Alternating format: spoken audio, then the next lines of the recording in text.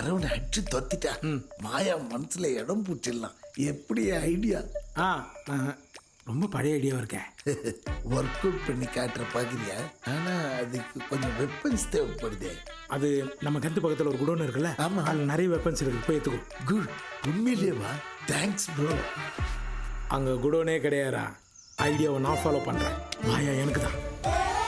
மாயமோ மாயமோ ஓ மாயமோ டேய், மாயமோ. முடி கொட்டின மரவட்ட மாதிரி இருந்துங்கன்னு உனக்கு மாயா வேணுமா?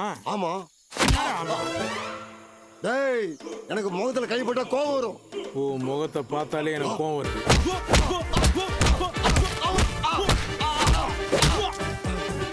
டேய் பிளாக் தண்டர், மாயாவை மறந்துரு. மேஸ்திரி என்ன பண்றீங்க?